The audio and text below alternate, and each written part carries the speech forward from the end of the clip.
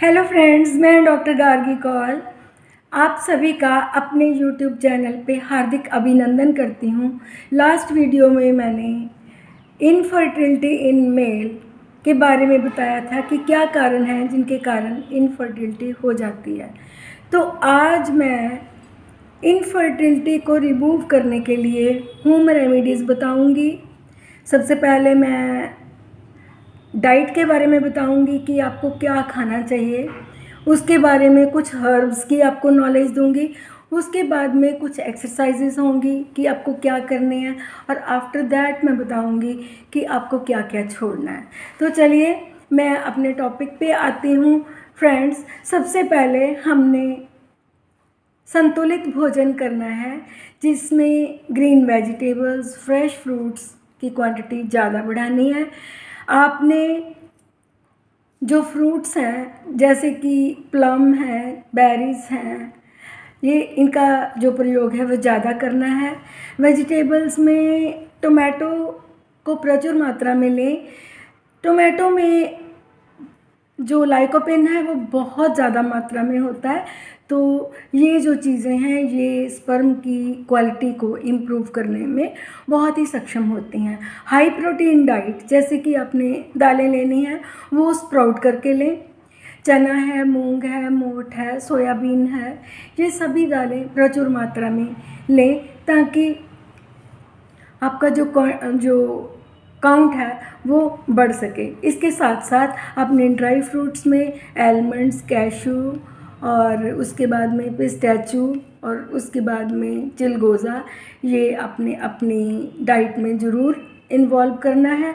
और non vegetarian जो लोग हैं उनको जो देसी एग्स होते हैं वो लें, और साथ में वो चिकन भी ले सकते हैं। तो ये तो रही हमारी डेली डाइट में हमको क्या करना है।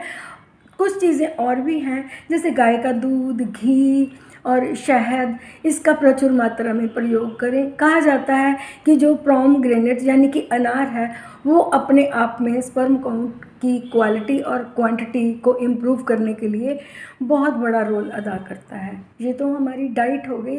तो मैं हर बताऊंगी आयुर्वेदा में स्पर्म काउंट को बढ़ाने के लिए और उसकी क्वालिटी को इम्प्रूव करने के लिए हमें कौन सी हर्ब्स का यूज़ करना है। दालचीनी का 1/4 चम्मच दूध के साथ आपने 2 टाइम लेना है। काली मिर्च का प्रयोग करना है। उसके बाद में एक द्रव्य आता है मूसली, तो उसको बाज़ार से आप पंसारी की दुकान से ले सकते हैं। उसका चूरन बनाइए और उसको ल्यूक वार्म दूध के साथ, ना वो ज़्यादा गर्म हो ना जो ज़्यादा ठंडा हो, दिन में 2 बार 1-1 ग्राम की मात्रा में लेना है। शतावरी चूर्ण मिल जाता है, आप खुद भी बाज़ार से ला के शतावरी का चूर्ण बना के 2 टाइम इसका प्रयोग कर सकते हैं, आपको लाभ होगा। एक फ्रेंड्स मैं आपको और बताऊंगी, एक सीड्स होते हैं कपीकच्छु, वो मोटे मोटे सीड्स होते हैं। 2 तरह की इसकी वैरायटी होती है, एक ब्लैक होते हैं, एक वाइट होते हैं।